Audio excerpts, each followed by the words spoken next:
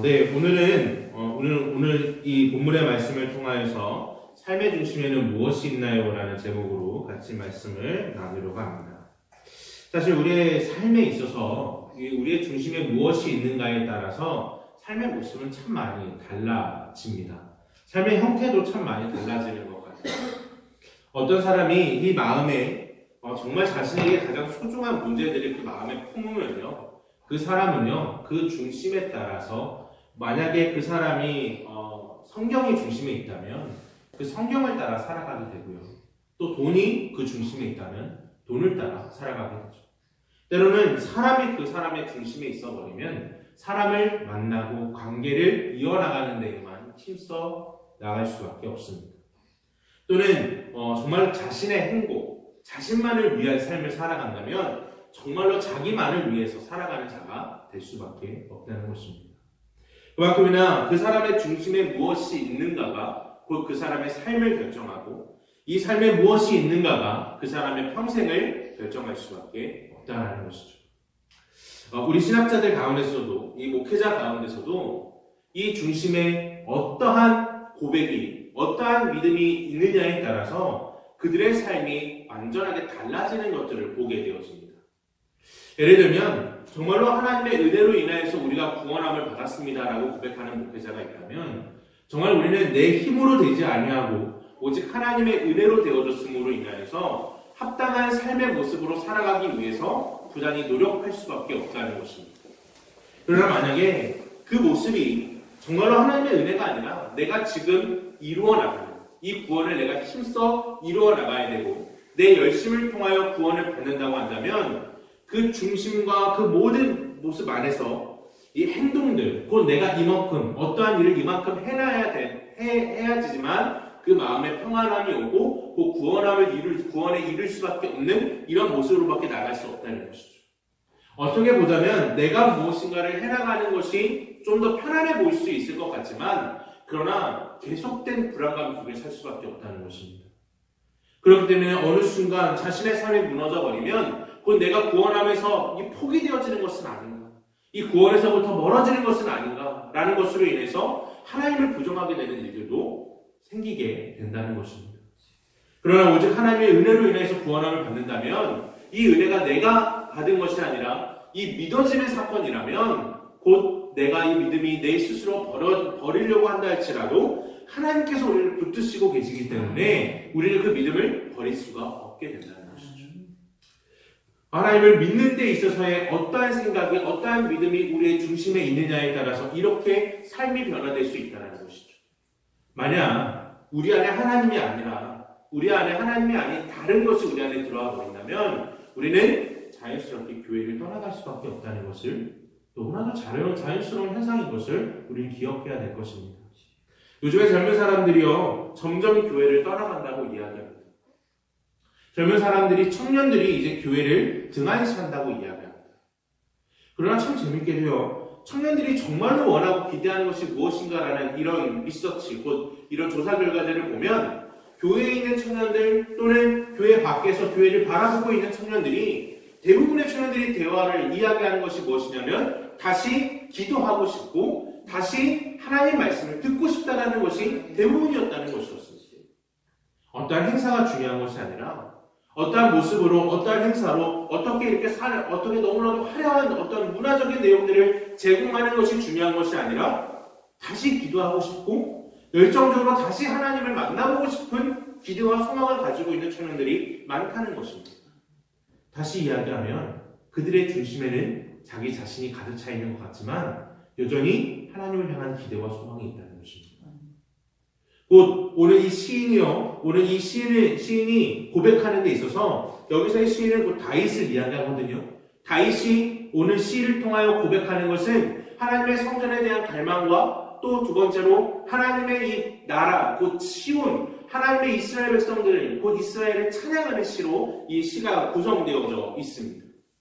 근데 이 다윗이 이 시를 생각한 이 시의 배경인 이 하나님의 여호와의 집 곧 이 시온을 생각함에 있어서 얼마나 간절하고 얼마나 기뻐했는지 오늘 시인의 이 내용들은 구구절절히 우리에게 전달되어지고 있죠.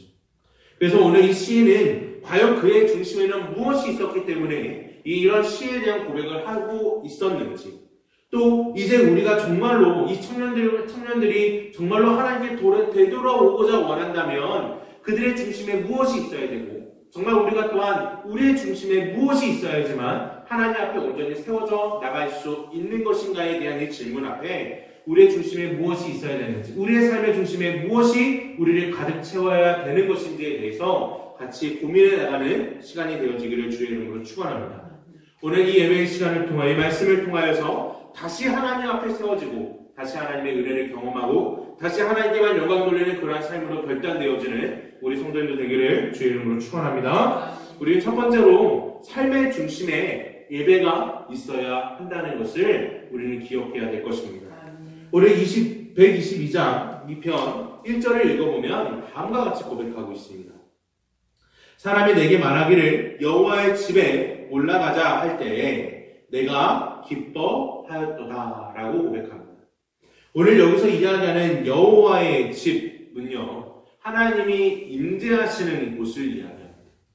하나님이 임재하시는 곳은 다시 이야기하면 성전을 이야기하죠. 성전 이전에는 성막이 있었고요. 이 성막 안에 하나님께서 임재하신다라는 것을 상징적으로 표현하는 것이 이제 하나님께서 성막에 임재하셨을 때 구름이 가득하였더라라는 것을 표현하게 되어집니다. 그러나 중요한 것은요, 우리가 하나님의 이 여호와의 집에 우리가 올라간다 할지라도요, 하나님께서 임재하지 않으시면 우리의 예배는 아무런 의미가 없다라는 것을 먼저 기억하셔야 돼요. 우리가 아무리 예배적인 형태를 가지고 아무리 이 당시에 제사를 드린다 할지라도 정말 하나님께서 그곳에 임재하지 않으시고 하나님께서 그곳에서 그 예배를 받아주시지 않으신다면 그 예배는 아무런 의미가 없는 것입니다. 그냥 내가 하나님께 드리는, 내가 내 자신을 편안케 하기 위한 하나의 제사의 방법, 내 삶을 편안케 하기 위한 하나의 방법에 그냥 머무를 수밖에 없다는 것입니다. 왜냐하면요, 이 소선지서들을 읽어보면 무슨 이야기를 하게 되냐면 하나같이 하나님 앞에서 회복되지 아니하는 공의, 그 하나님 말씀대로 살아가지 않는 이 백성들을 향하여 이야기하면서 너희들이 가지고 오는 모든 재물들을 더 이상 가지고 오지 말라고 얘기합니다. 하나님께서 그것을 기뻐하지 않으신다라고 이야기합니다. 곧 무엇에 대한 회복을 더 기뻐하시냐면 하나님의 공의가, 하나님의 의가 하수와 같이 흐르는 것을 더욱더 기뻐하신다라고 이야기해요. 그렇다는 것은 자연스럽게 오늘 이 여호와의 집에 올라가는 이 시인의 마음에는요, 무엇이 가득해야 되는 거예요? 하나님을 향한 진정한 예배의 갈망함이 가득해야 되는 거예요. 내가 단순히 저 시인을 향하여 저 여호와의 집에 올라가는 것이 마치 너무나도 익숙해서 지금으로 따지면 매일 주일 아침 눈을 뜨면 교회 가야 되는구나 라고 이야기하는 이런 내용들이 아니라 어느 순간 내가 오늘 이 주일에 너무나도 쉽게 예배를 빠지는 이런 모습들이 아니라 우리의 중심에 무엇이 있어야 되는 거예요? 이 예배에 대한 갈망함이 있어야 되는 거예요.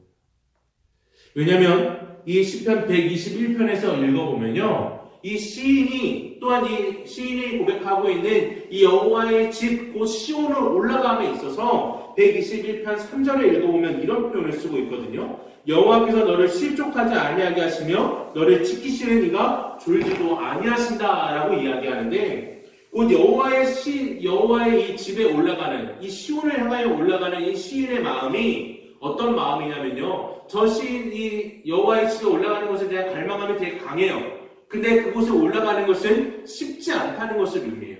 왜냐하면 이 실족하다라는 의미 자체가 넘어지다라는 뜻을 가지고 있거든요. 넘어지다. 왜 이런 넘어지다는 표현을 쓰냐면 곧 이스라엘 땅의 산들은요, 대부분 돌과 그리고 이 오르기 힘든 비탈길로 되어져 있다는 것입니다. 그렇기 때문에 그 시온을 향하여 올라가는 것 자체가 이 시인에게 있어서는, 이 예배자에게 있어서는 어려움이라는 거예요. 그래서 실족하게 되고 넘어지게 되고 올라가는 것 자체가 좌절될 수도 있다는 것입니다. 그럼에도 불구하고 하나님께서 실족지 않게 하시고 도우신다라고 이야기합니다. 자연스럽게 오늘 122편에서 이야기하는 이 시인 곧 다윗이 여호와의 집을 올라간다 할지라도 그 올라가면요 쉬운 일이 아니라는 것을 우리는 기억해야 돼요. 그곳에 올라가서 하나님을 예배하는 것, 그 하나님을 제사하는 것, 그 하나님을 만나기를 기대하는 것, 이것 자체가 이 시인의 마음에 무엇으로 가득 차 있다는 것을 확인할 수 있는 거예요. 갈망합니다. 그 예배가 이 사람의 중심이 되어져 있음을 우리는 볼 수가 있다는 것입니다. 그럼 오늘 이 시점에서 우리는 스스로 질문해 봐야 됩니다. 우리의 삶에 예배가 중심이 되어져 있는가? 하나님 만나는 것이 우리의 삶의 중심이 되어져 있는가? 예배는요, 하나님 만나는 거거든요. 말씀드렸잖아요. 이 성전에 우리가 아무리 많은 재물을 가져간다 할지라도요, 하나님께서 임재하지 않으시고 하나님께서 받지 않으시면 그 예배는 아무 의미가 없다. 우리의 갈망함은 어떠한 형태, 곧 이런 예배의 형태가 중요한 것이 아니라 우리의 갈망함은 누구를 만나는 것에 대한 갈망하는 거예요. 하나님을 만나는 것에 대한 갈망하는 거예요. 그렇기 때문에 우리 스스로 질문해 봐야 됩니다. 정말 하나님 만나는 것에 대한 갈망함이 있으신지, 우리의 삶의 예배가 중심인지. 우리의 삶의 예배가 중심이라는 것은 주일 예배, 수요 예배, 금요 철야, 새벽 예배 하나도 빠지는 것이 중요한 것이 아니라 그 예배 때마다 누구를 만나는 것에 대한 갈망함으로 채워져 있냐는 질문이에요. 하나님을 만나기 위한 그 갈망함으로 채워져 있는가에 대한 질문이라는 것이에요. 우리의 마음은 지금 하나님을 만나기 위한 갈망함으로 채워져 있으십니까? 우리가 어떠한 너무나도 익숙함으로 이 자리에 앉아있는 것이 아니라 하나님을 만나기 위한 갈망함으로 이 자리에 앉아있기를 주의 이름으로 축원합니다. 아멘. 또 하나님께서는요, 그러한 예배자를 찾으신다라고 얘기합니다. 오늘 이 부분은 요한복음 4장을 좀 읽어보면요, 요한복음 4장 가운데 이런 표현을 쓰고 있습니다. 요한복음 4장 23절로부터 24절에 보면 아버지께서 참되게 예배하는 자들은 영과 진리로 예배할 때가 오나니 곧 이때라 아버지께서는 자기에게 이렇게 예배하는 자들을 찾으시느니라 라고 이야기합니다. 그러시면서 하나님은 영이시니 예배하는 자가 영과 진리로 예배할지니라 라고 우리에게 분명히 말씀하고 있다는 것이에요.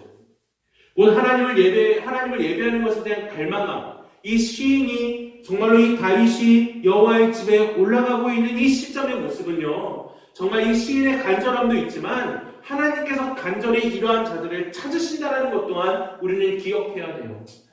만약 정말로 우리의 삶의 중심에 예배가 가득하여 있고 하나님을 찾는 것에 대한 가득함이 있다면 하나님 그런 자들을 가만히 두시겠습니까? 가만히 두지 않으시겠죠. 정말로 하나님의 놀라운 축복과 은혜로 이끌어 나가실 거라는 거예요. 오늘 이 성경 가운데, 이 전체적인 성경의 내용 가운데요, 정말 하나님이 주신 복 가운데 하나가 무엇이냐면 일하는 거예요. 일. 자신의 일을 해나가는 거예요.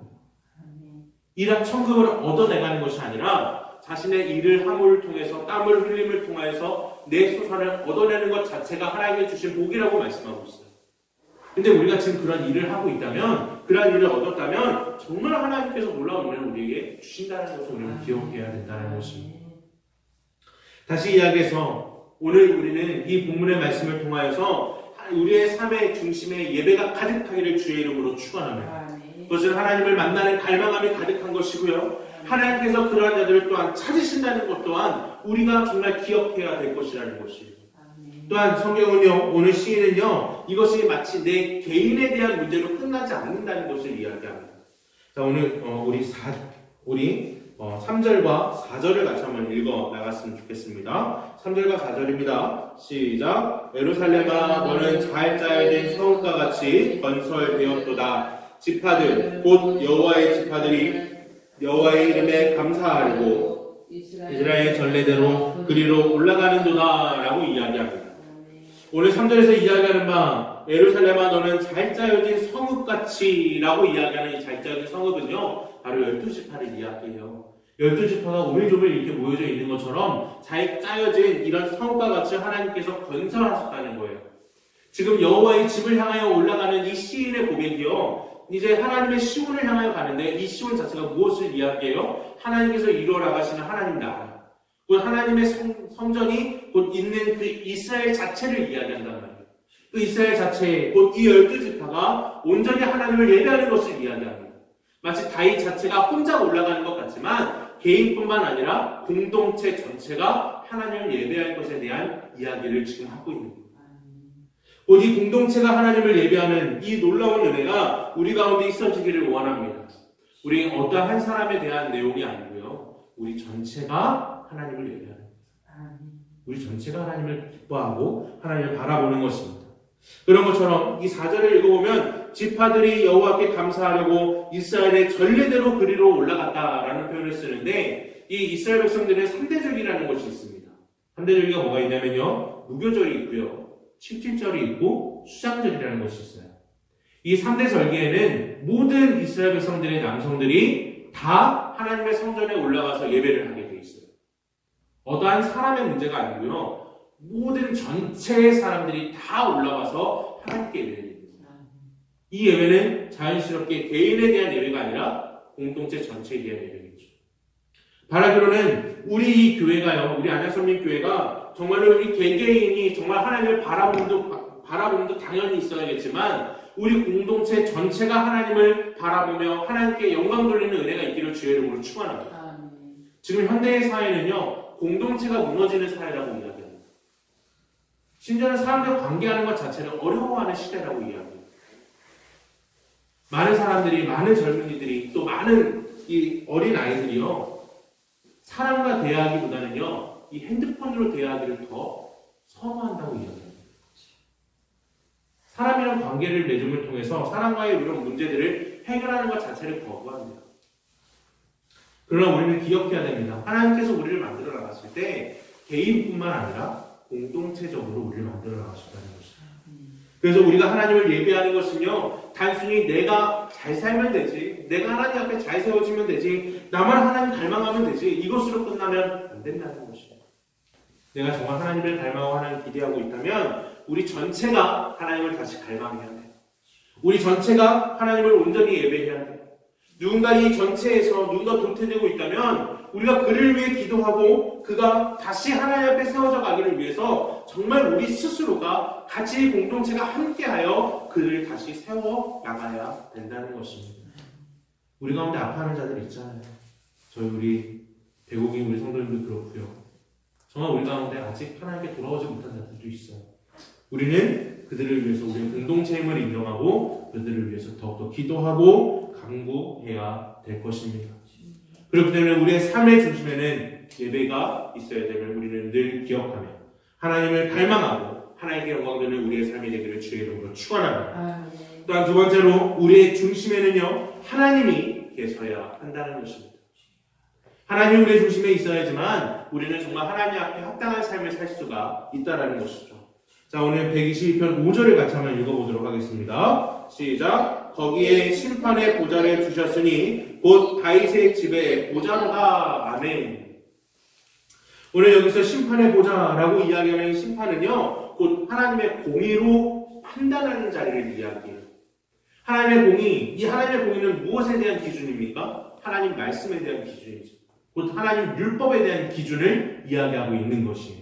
다시 얘기하면 하나님의 율법대로 살아가는 자들이 하나님의 합당한 판단을 내리는 곳이 심판의 보좌인 것이에요. 그러면 당시에 이 심판의 보좌, 곧 하나님의 대리자의 역할을 하던 사람이 누굴까요? 바로 왕이었겠죠. 왕이었어요, 왕. 곧 다시 이야기하면 5절을 우리에게 있는 그대로 말하면 거기에 왕을 주셨으니, 하나님의 대리자를 주셨으니, 그 대리자를 통하여 하나님 말씀대로 판단하는 자를 주셨으니 곧 다윗의 집과 보좌로다. 곧 그것이 누구의 집이래요? 다윗의 집이라고 이야기하고 있어요. 우리는 이 하나님 말씀대로 판단하고 하나님 말씀대로 판결을 내리는 것은 당연히 무엇이 중심이 있어야 된다는 것을 먼저 기억할 수 있어요. 하나님의 율법, 하나님의 이 규례, 이것대로 살아가는 것이 곧 하나님의 공의가 실천되는 것이라는 거죠.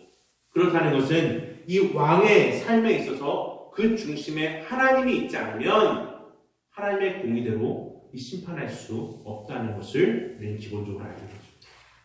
그렇다면 자연스럽게 하나님을 예배하는 자, 또 하나님의 시온을 향하여 하나님의 집을 향하여 올라가는 자들은 하나님을 향한 갈망도 있어야 되지만 또한 하나님 무엇으로 살아가야 돼요? 하나님 중심으로 살아가야 되는 것이에요. 하나님 앞에서의 합당한 심판을 내리기 원한다면 가장 먼저 누구에게 질문해야 되는 거예요? 하나님에게 질문해야죠. 또 하나님 주신 그 율법대로 살아가고 그 규례대로 살아가며 그 규례들에 맞춰서 그 모든 것을 실천해 나갈 때 그 삶은 하나님 중심적인 삶을 살 수 있게 된다는 것입니다. 하나님 중심적으로 살지 않으면요, 다 내 중심적으로 살게 되고 결국 하나님에서 멀어지고 내 삶은 무너지게 되는 것을 확인할 수가 있습니다. 왜냐면요, 바로 제 삶의 모습만 돌아봐도 그렇기 때문이에요. 정말 내가 하나님께 질문하고 하나님 말씀대로 살아가기 위해서 부단히 노력하고 있을 때는요, 제 삶의 영역들이요, 참 편해져요. 아름다워져요. 그러나 이 관계가 무너지고요, 하나님 앞에서 하나님을 집중하지 못하고 하나님께 모든 것을 내어드리지 못할 때 내 삶의 모습은요, 내 스스로 내 자신을 무너뜨리면서 다른 사람들마저도 아파하게 만들고 있는 제 자신을 보게 된다는 것이죠. 괜히 인상 쓰고요, 괜히 더 다른 사람들에게 슬픔을 주고요, 다른 사람들의 그 고통을요, 마치 내가 유일한 돌파구처럼 사용하고 있는 제 자신을 보게 되는 거예요. 그게 무엇이 중심되지 않았을 때예요? 하나님이 내 자신에 중심되지 않았을 때 내 스스로 무너지는 내 자신을 보는 거예요. 목사이기 때문에 하나님 더 자세히 더 바라볼 수 있다고요? 아니에요. 어떠한 직분이 하나님을 더 바라보게 하는 내용은 절대로 아닌 것입니다. 우리는 정말로 이 시점에 있어서 정말로 하나님께서 다윗의 이 가문에 이 공의대로 판단하는 이 보좌를 주셨다는 이 내용처럼 우리의 마음에 하나님이 중심되어지는 놀라운 역사가 다시 한번 일어나길 주의 이름으로 축원합니다. 우리가 하나님을 갈망한다면 자연스럽게 하나님 주신 말씀대로 살아가야 돼요.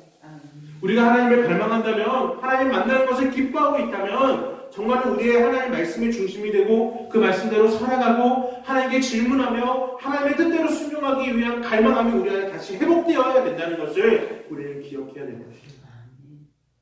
우리의 마음에 무엇이 있습니까? 우리 삶의 중심에 누가 계십니까? 바라기로는 하나님이기를 주의 이름으로 축원합니다. 그럴 때 하나님께서 말씀하시는 내용이 5절에서는요, 단순히 다윗의 집의 보좌로다 라고 표현하고 있지만 오늘 원문에서는요, 단순히 다윗의 집이라고 표현하지 않고 다윗의 집들이라고 표현해요. 복수로 이야기해요. 다윗의 집들, 곧 아이가 아니라 우리 다윗의 모든 사람들, 우리 이 집들이라고 얘기해요. 곧 그러므로 인해서 하나님 앞에 하나님의 중심을 두는 이 다윗의 보좌가 영원할 것을 이야기해요. 하나님의 왕들, 그 왕의 보좌들이 영원하고 더욱더 나아가서 하나님 앞에 세워지고 하나님 중심대로 살아가는 이 왕의, 곧 다윗의 가문에 우리 구주 예수 그리스도가 나신다는 것을 우리는 기억해야 될 것입니다. 또한 우리가 정말로 하나님을 중심으로 살아가고 있는 자라면, 예수 그리스도를 믿는 자라면 이제 하나님 앞에 왕같은 제사장으로 세워짐을 통하여서 우리의 중심에 당연히 하나님 말씀이, 곧 당연히 하나님이 우리의 중심에 내려서 하나님 말씀대로 판단하고 하나님의 뜻대로 살아가고 하나님의 모든 것들, 우리의 모든 선택이 이전에 하나님의 뜻을 먼저 구하는 은혜가 우리 가운데 회복되어야 된다는 것을 기억하기를 주의 이름으로 축원합니다. 하나님 우리의 중심이 되지 않을 때 말씀드렸잖아요. 제 삶이 무너져요. 이겨낼 수가 없어요. 하나님이 중심이 내 안에 오지 않으면 마치 내가 거룩한 삶을 사는 것처럼 겉으로 표현해낼 수는 있어요. 정말 저는 깨끗한 척 할 수는 있어요. 그러나 저 때문에 다른 사람들이 아파요. 저 때문에 다른 사람들이 눈치 보고요. 저 때문에 다른 사람들이 슬퍼하는 게 보게 되어져요.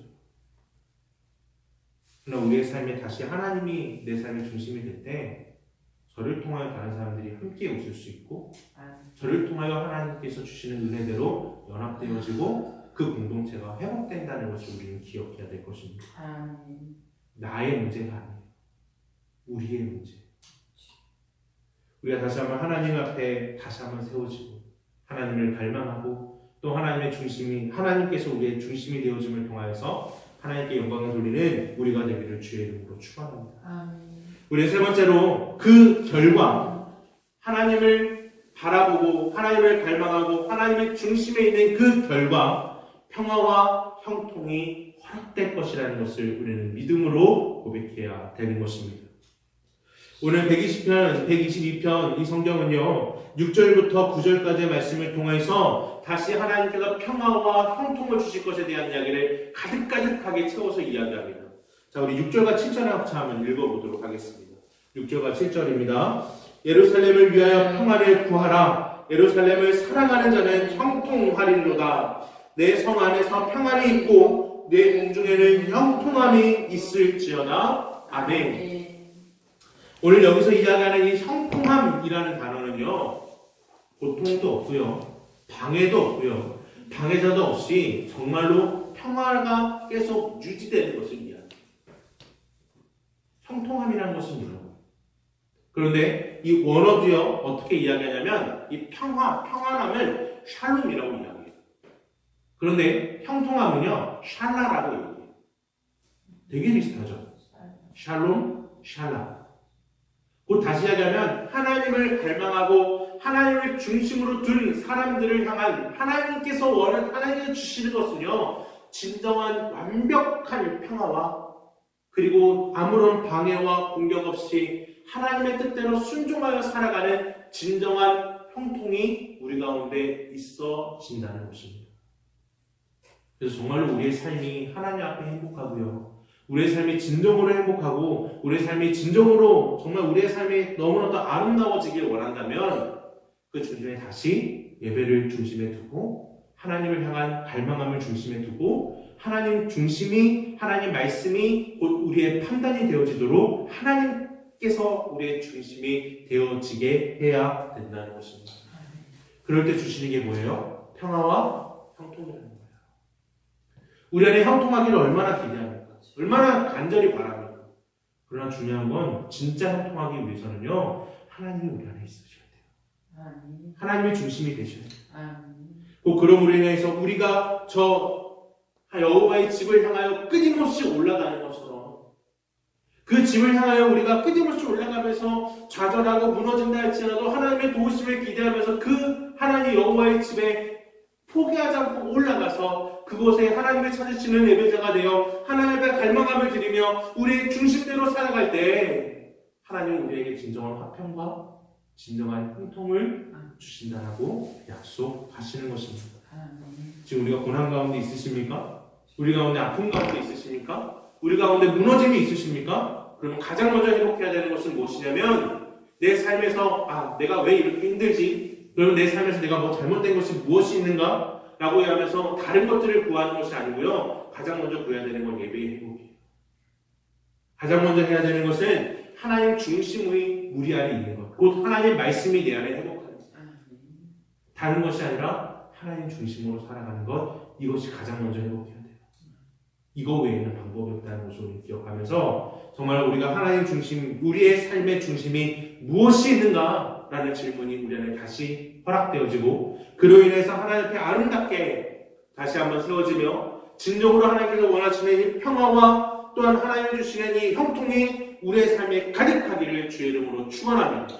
그러므로 말미암아서 우리가 다시 한번 회복하고 다시 한번 세워져 나가야 되는 것 하나님 제일 중심, 하나님 제일주의 그리고 예배 제일주의가 회복되어지는 하나님 백성들, 하나님의 성도들이 되기를 주의 이름으로 축원합니다. 우리가 같이 한번 해볼까요? 하나님 제일주의, 제일주의, 예배 제일주의, 제일주의. 이것이 우리 가운데 회복되어지길